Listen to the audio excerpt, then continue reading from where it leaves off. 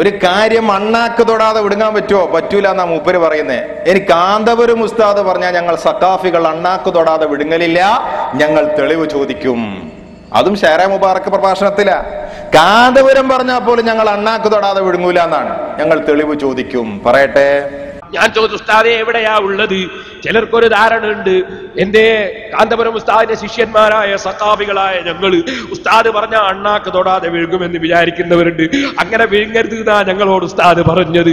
ഏതും തെളിവ് പഠിക്കണം, തെളിവ് മനസ്സിലാക്കണം. ആ തെളിവ് തന്നെയാണ് ഞങ്ങളും ചോദിച്ചത്. പക്ഷെ ഷെയറിന്റെ കാര്യത്തിൽ നിങ്ങൾ അണ്ണാക്ക് തൊടാതെ വിഴുങ്ങിയിട്ടുണ്ട്. സനത് ചോദിച്ചപ്പോഴും സനത് പറഞ്ഞപ്പോഴും ഇനി അവസാനത്തൊരു സനത് ഉണ്ടല്ലോ, ഇങ്ങനെ കൈമാറ്റം വന്ന് അവസാനത്തെ ഒരാളുണ്ടല്ലോ, അഥവാ ആലങ്ങാപ്പൊയിൽ ഷെയ്ഖ് അബൂബക്കർ എന്ന് പറയുന്ന മനുഷ്യൻ. അമ്മനുഷ്യനെ പറ്റി കേരളത്തിലുള്ള മനുഷ്യന്മാര് മനസ്സിലാക്കിയത് എന്താ? അയാൾ വിശ്വസ്തനാണോ സ്വീകാര്യനാണോ? സ്വീകാര്യോഗ്യനല്ല. എന്തുകൊണ്ടാണ് ഇത് പറയുന്നത്? കാരണം അദ്ദേഹത്തിന്റെ ചരിത്രം കേരളക്കാർക്കറിയാം. മുമ്പൊരിക്കൽ അദ്ദേഹം കുവൈത്തിൽ പോയിരുന്നു. അങ്ങനെ കുവൈത്തിൽ പോയിട്ട് ഒരു കരാറിൽ ഒപ്പിട്ട് തിരിച്ചു വന്നിരുന്നു. അങ്ങനെ കരാറിൽ ഒപ്പിട്ട് തിരിച്ചു വന്ന് കേരളത്തിൽ എത്തിയപ്പോൾ അദ്ദേഹം പറയുകയാണ്, അക്കരാറ് ശരിയല്ല, അപ്പറഞ്ഞത് ശരിയല്ല, ഇപ്പറഞ്ഞത് ശരിയല്ല എന്ന് പറഞ്ഞ് ഒപ്പിട്ട കരാറിനെ നിഷേധിച്ചിരുന്നു. പക്ഷേ ആധുനിക സംവിധാനങ്ങളൊന്നും ഒപ്പിട്ടിരുന്നതിന്റെ അറബി മൂലമടക്കം കേരളത്തിലേക്ക് വരികയും അഥവാ അഭിപ്രായ വ്യത്യാസമുണ്ടായാൽ ഖുർആനിലേക്കും സുന്നത്തിലേക്കും മടക്കണമെന്ന സുന്നത്ത് ജമാഅത്തിന്റെ നിലപാടിന് അനുകൂലമായി അദ്ദേഹം ഒപ്പുവെച്ചു. കേരളത്തിൽ വന്നപ്പോൾ ഇവിടുത്തെ നമ്മുടെ സമസ്തക്കാർ അയാളെ ചോദ്യം ചെയ്തു. നമ്മൾ അങ്ങനെ മടക്കലില്ലല്ലോ, നമ്മൾ പണ്ഡിതന്മാരിലേക്ക് മടക്കിയാ പോരെ, നിങ്ങൾ എന്തിനാ പോയി ഒപ്പിട്ടത് എന്ന് ചോദിച്ചപ്പോ ഞാൻ ഒപ്പിട്ടിട്ടില്ല, അവരെന്നെ നിർബന്ധിച്ചതാണ്, അതങ്ങനെയല്ല, അങ്ങനെ നുണ പറഞ്ഞിട്ടുണ്ട് നിങ്ങൾ. അതുകൊണ്ട് കേരളക്കാർക്കറിയാം നിങ്ങളുടെ സത്യസന്ധത. പിന്നെയും നിങ്ങളുടെ സംഭവം കേരളത്തിൽ ഉണ്ടായിട്ടുണ്ട്. നിങ്ങൾ ബഹ്റൈനിൽ പോയില്ലേ? ബഹ്റൈനിൽ പോയിട്ട് അറാദ് പള്ളിയിൽ നമസ്കരിച്ചില്ലേ? ആ അറാദ് പള്ളിയിൽ സ്ത്രീകൾ ഉണ്ടായിരുന്നില്ലേ? അതൊക്കെ നമ്മുടെ സ്ക്രീനിലുണ്ട്, പക്ഷെ അതൊന്നും കാണിക്കുന്നില്ല, സമയം വൈകുമെന്നുള്ളത് കൊണ്ടാണ്. അങ്ങനെ അറാദ് പള്ളിയിൽ പോയി നമസ്കരിച്ച് പിറ്റേ ദിവസം വന്ന് പത്രക്കാരോട് പറഞ്ഞത്, പത്രക്കാരെ രേഖപ്പെടുത്തുകയാണ്, ബഹ്റൈനിൽ ഞാൻ പങ്കെടുത്ത ജുമുഅ നമസ്കാരത്തിന് പള്ളിയിൽ സ്ത്രീകൾ ഉണ്ടായിരുന്നുവെന്ന പ്രചരണം അടിസ്ഥാനരഹിതമാണെന്നും ഇതിനു പിന്നിൽ സുന്നി വിരുദ്ധ ലോബിയുടെ വ്യക്തമായ ഗൂഢാലോചന നടന്നെന്നും സുന്നി ജമിയത്തുൽ ഉലമ അഖിലേന്ത്യാ ജനറൽ സെക്രട്ടറി കാന്തപുരം മുസ്ലിയാർ അറിയിച്ചു. ബഹ്റൈനിലെ അറാദ് ജുമാ മസ്ജിദിൽ കഴിഞ്ഞ വെള്ളിയാഴ്ച തന്റെ നേതൃത്വത്തിൽ നടന്ന ജുമുഅ പള്ളിയിൽ ഒരൊറ്റ സ്ത്രീയും പങ്കെടുത്തിട്ടില്ലെന്നും അദ്ദേഹം വ്യക്തമാക്കി. തൊട്ടുടനെ പത്രത്തിൽ അറാദ് പള്ളിയിൽ നിസ്കരിച്ച ഒരു സഹോദരന്റെ കത്ത് വന്നു. അദ്ദേഹം പറഞ്ഞു, കഴിഞ്ഞ വെള്ളിയാഴ്ച പതിവ് പോലെ അറാദിലെ അൽ ജമിയത്തുൽ ഇസ്ലാമിയ പള്ളിയിൽ ജുമുഅക്ക് പോയി. പള്ളിയിലെത്തിയപ്പോഴാണ് ഖുതുബ നടന്നിരിക്കുന്നത് കാന്തപുരം AP അബൂബക്കർ മുസ്ലിയാരാണെന്ന് മനസ്സിലായത്. കാന്തപുരം ബഹ്റൈനിൽ എത്തിയതായി പത്രത്തിലൂടെ അറിഞ്ഞെങ്കിലും ഈ പള്ളിയിൽ ഖുതുബ നടത്തുന്ന കാര്യം അറിഞ്ഞിരുന്നില്ല. ജുമുഅക്കെന്നല്ല മറ്റു ജമാഅത്ത് നമസ്കാരങ്ങളിലും സ്ത്രീകൾ പങ്കെടുക്കാറുള്ള ഈ പള്ളിയിൽ ഖുതുബ നടത്താൻ തയ്യാറായ കാന്തപുരത്തിന്റെ ആർജവത്തിൽ അത്ഭുതവും സന്തോഷവും തോന്നി. എല്ലാ വക്തിനും അവിടെ പെണ്ണുങ്ങൾ വരാറുണ്ട്, ജുമുഅക്കും വരാറുണ്ട്. എന്നിട്ട് നാട്ടിൽ വന്നിട്ട് പറയാണ്, ഒരൊറ്റ പെണ്ണും ആ പള്ളിയിൽ നിന്നുള്ള നുണ പറഞ്ഞില്ലേ? അപ്പോൾ നിങ്ങളുടെ വിശ്വസ്തത ചോദ്യം ചെയ്യപ്പെട്ടിട്ടുണ്ട്. ഇനി പ്രിയമുള്ളവരെ, നമ്മൾ മനസ്സിലാക്കേണ്ടത് 100% വിശ്വസ്തരല്ലാത്തത് കൊണ്ടാണ് നമ്മൾ ഈ ചോദ്യം ചോദിക്കുന്നത്. ഈ വിശ്വാസക്കുറവ് തന്നെയാണ് നിങ്ങളുടെ തട്ടിപ്പാണെന്ന് ഞങ്ങൾക്ക് തോന്നുന്നത്.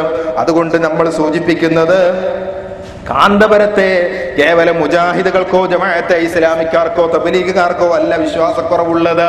സ്വന്തം തട്ടകത്തിൽ ഒരേ വിശ്വാസം എന്ന് പറയുന്ന EK വിഭാഗത്തിന് പോലും ഒട്ടും വിശ്വാസമില്ല. അമ്പലക്കടവ് പറയട്ടെ, നമ്മുടെ സംശയമാണ്. സംശയം എന്ന് പറഞ്ഞാൽ വലിയ സംശയമാണ്. മാത്രല്ല, അപ്പൊ കണ്ണൂരിലൊരു നോട്ടീസ് ഇറങ്ങി എന്ന് അറിയാൻ സാധിച്ചു. നോട്ടീസിലുണ്ട്, ഹജ്ജത്തുൽ വദാഇൽ നബി സല്ലല്ലാഹു അലൈഹി വസല്ലം തങ്ങൾ തന്റെ ശേഷം വടിച്ച സമയത്ത് പല സ്വഹാബികൾക്കും കൈമാറി. അത് പിന്നീട് അന്യാധീനപ്പെട്ടു പോകും എന്ന് തങ്ങൾക്ക് ബോധ്യപ്പെട്ടപ്പോൾ അറബ് സഹോദരനെ വിളിച്ചിട്ട് ഇത് ഭംഗിയായി കാത്തു സൂക്ഷിക്കാൻ ഒരു ഷെയ്ഖ് അബൂബക്കർ കേരളത്തിലുണ്ട്, അദ്ദേഹത്തെ നിങ്ങൾ ബന്ധപ്പെടണം എന്ന് പറഞ്ഞ് അങ്ങോട്ട് എത്തിക്കാൻ ഓർഡർ കൊടുത്തതാണ്. നോട്ടീസിൽ അവർ എഴുതും ചെയ്തു. ഈ തോതിലൊക്കെ അങ്ങനെ നബി തങ്ങൾ നേരിട്ട് കാന്തപുരത്തിന് മുടി കൊടുക്കാൻ ആവശ്യപ്പെടേ തന്റെ വിശുദ്ധ കേശം അപ്പൊ അങ്ങനെ പറഞ്ഞാൽ നമ്മൾ വിശ്വസിക്കൂല എന്ന് മാത്രമല്ല ആരും വിശ്വസിക്കൂല. കാരണം കാന്തപുരവും തങ്ങളും തമ്മിലുള്ള ഈ ദീനിയായ ബന്ധം നമുക്കൊക്കെ അറിയാം, പരക്കറിയാം. അതുകൊണ്ട് തന്നെ കാന്തപുരത്തെ സംബന്ധിച്ചിടത്തോളം ഇത് സ്ഥിരീകരിക്കണമെങ്കിൽ കുറെ ആമുഖം തയ്യാറാക്കണം. കുറെ ആമുഖം ഉണ്ടെങ്കിൽ ആളുകൾ സത്യം മനസ്സിലാക്കൂ. അപ്പൊ കാന്തപുരത്തിന് നബി തങ്ങളുമായി വലിയ ബന്ധമാണ് സ്ഥാപിക്കാൻ വേണ്ടി കഴിഞ്ഞ വർഷങ്ങളായി വ്യവസ്ഥാപിതമായ നിലയിൽ പ്രവർത്തനം നടത്തിക്കൊണ്ടിരിക്കുക. കാന്തപുരം ഇടയ്ക്ക് കാന്തപുരത്തിന് തങ്ങളിൽ സ്വപ്നം കാണുന്ന അനവധി ആൾക്കാരുടെ ഒരു കൂട്ടത്തില്. അപ്പൊ സ്വപ്ന കഥയാണ് ഇവിടെ ഇനി കാണാൻ പോകുന്നത്, അഥവാ സ്വപ്നം കണ്ടു. ഇത് വളപട്ടണത്ത് പുറത്തിറക്കിയ ഹുബ്ബുർ റസൂൽ പ്രഭാഷണം എന്ന നോട്ടീസാണ്. ഈ നോട്ടീസിൽ പറയുന്നത് ഹജ്ജത്തുൽ വിദായിൽ സഹാബിയെ ഏൽപ്പിച്ച അവിടുത്തെ വിശുദ്ധ കേശം പ്രസിദ്ധമായ ഹസറജ് ഗോത്രത്തിലെ ഇപ്പോഴത്തെ പ്രമുഖ വ്യക്തി മുത്ത് ഹബീബ് നബിയുടെ നിർദ്ദേശപ്രകാരം വന്ധ്യരായ കാന്തപുരം ഉസ്താദിനെ കോഴിക്കോട് സുന്നി മർക്കസിൽ സൂക്ഷിക്കുവാൻ ഏൽപ്പിച്ചു. അപ്പൊ നബി പറഞ്ഞതാ, എന്ത് മർക്കസ് കൊണ്ടുപോയി വച്ചോ മുടി. ഈ സ്വപ്ന കഥ ഇന്നും ഇന്നലെ തുടങ്ങിയതല്ല എന്നാ ആര് പറഞ്ഞത്? അമ്പലക്കടവ്. കാരണം എന്താ? നിങ്ങൾക്ക് റസൂലുള്ളാഹിനെ കാണണോ? എന്നാൽ ടിക്കറ്റ് കൊടുക്കുന്നത് കാന്തപുരായിരിക്കുന്നതാണ്. ഇത് ഇന്നലെ പറഞ്ഞപ്പോ രസകരമായൊരു സംഭവം ഉണ്ടായി. അത് പറയുന്നതിന് മുമ്പ് ഈക്കക്കാർക്കൊന്നും ഇനി നേർക്ക് നേരെ റസൂലുള്ളാഹിനെ കാണാൻ പറ്റൂല. കാരണം ഒരു ഇപ്പുറത്തേക്ക് ഓതിയിരിക്കുന്നത് മുനാഫിക്കിന്റെ ആയത്ത്, ഇനി അപ്പുറത്തേക്ക് ഓതിയിരിക്കുന്ന കാഫിരിങ്ങളായത്ത്. ഇതൊക്കെ ഇൻഷാ അല്ലാഹ് പറയാം. അപ്പോ റസൂലുള്ളാഹി സ്വല്ലല്ലാഹു അലൈഹി വസല്ലമയുടെ പൊരുത്തവും ദർശനവും ഒക്കെ കിട്ടണമെങ്കിൽ എനിക്ക് കാന്തപുരത്തിന്റെ ടിക്കറ്റ് വേണ്ടി വരുന്നതാണ്. അത് കേട്ടോളി നിങ്ങൾ. അത് പറയുന്നത് സ്വപ്നങ്ങളുടെ കഥകളാണ് വ്യാപകമായി വിപണിയിൽ വിറ്റഴിച്ചു കൊണ്ടിരിക്കുന്നത്. കാന്തപുരവും മർക്കസും എന്ന പേരിൽ പുറത്തിറക്കിയ ഒരു CD-യിൽ പറയുന്ന ആശയം എന്താണെന്നോ? ഒരു ഈക്കക്കാരൻ നേതാവ് നബി സല്ലല്ലാഹു അലൈഹി വസല്ലം സ്വപ്നം കാണാൻ ആഗ്രഹിച്ചു. ആള് സ്വപ്നം കാണാൻ ആഗ്രഹിച്ചിട്ട് കുറെ സ്വലാത്ത് വർദ്ധിപ്പിച്ചു. ലാസ്റ്റ് തങ്ങളെ സ്വപ്നത്തിൽ കണ്ടു എന്നാണ്. ആ നീണ്ട ക്യൂ ആണ്, ഒരു വലിയ സൊഫ്. അതിൽ നിന്ന് വരിവരിക്ക് ഇങ്ങനെ പോയി കാണാ. ഒരു റൂമിൽ ഇങ്ങനെ കിടക്കാ കാണുക പോരാ. അങ്ങനെ ഇയാളെ ഊഴം വന്നു. ആ റൂമിലെത്തി നോക്കുമ്പോൾ ആ വിടർന്ന പുഞ്ചിരിയുമായി കാന്തപുരം അവിടെ നിൽക്കുന്നത് നബി സല്ലല്ലാഹു അലൈഹി വസല്ലം സ്വപ്നങ്ങളല്ല. സുബ്ഹാനല്ലാഹ്, ഞാൻ റസൂലുള്ളാഹിനെ കാണാനല്ലേ സ്വപ്നം കണ്ടത്, ഞാൻ സ്വലാത്ത് ചെയ്യല്ലത്. ഇതെന്താ അത്ഭുതം?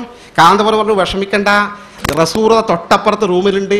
പക്ഷെ കാണണമെങ്കിൽ ടിക്കറ്റ് മുറിച്ചു കൊടുക്കുന്ന ആള് ഞാനാണ്. ഇതാ ടിക്കറ്റ് എനിക്ക് തന്നു, അപ്പുറം പോയി കണ്ടു. ഒരു കഥ തകരാറൊന്നുമില്ല, ഒക്കെ അങ്ങനെ പരസ്യമായിട്ടുള്ളതല്ലേ. അയാള് പറയാൻ ഞാൻ ഉസ്താദിന്റെ എതിരില്ല, പക്ഷെ ഞാൻ അല്ലാഹുവിന്റെ റസൂലിനെ കാണാൻ വളരെയധികം പരിശ്രമിച്ചവരാണ്. അതിനുള്ള ഏക വഴി സ്വലാത്ത് തന്നെയാണ്. സ്വലാത്ത് ചൊല്ലി ചൊല്ലി ചൊല്ലി ചൊല്ലി അവസാനം അടുത്ത് ഞാനൊരു സ്വപ്നം കണ്ടു. എന്താ?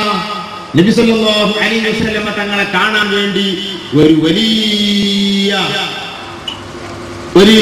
സഫ്, ഒരു വലിയ ക്യൂ ഞാൻ കണ്ടു. ഞാൻ അതിൽ ചെന്ന് നിന്നു. നട്ടുച്ച ടൈം, വേറെത്തൊഴുകുന്നു.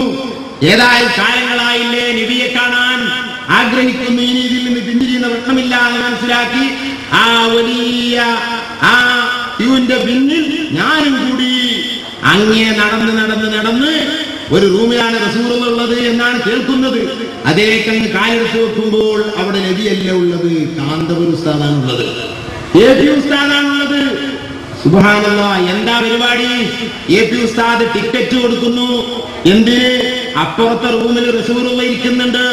ആ നബിയെ കാണാൻ AP ഉസ്താദ് ടിക്കറ്റ് കൊടുക്കുന്നു. ആ ടിക്കറ്റ് വാങ്ങി ഞാൻ അടുത്ത റൂമിൽ കയറിയപ്പോൾ അവിടെ റസൂലുള്ളാഹി ഇരിക്കുന്നു. ഞാൻ മനസ്സിലാക്കി അല്ലാഹുവിന്റെ റസൂലിലേക്ക് എത്താൻ ഇക്കാലത്ത് പറ്റിയവരുണ്ടെങ്കിൽ ഞാൻ തുടരുന്ന വിഭാഗമല്ല, മറിച്ച് കാന്തപുരം മാത്രമാണ്. ഞാൻ അതോടുകൂടെ ഈ ഗ്രൂപ്പ് വിട്ട സ്വപ്നം കണ്ട ഈക്കക്കാരൻ നേതാവ് ആരാണ് എന്ന് പല തവണ നമ്മൾ പ്രസംഗത്തിൽ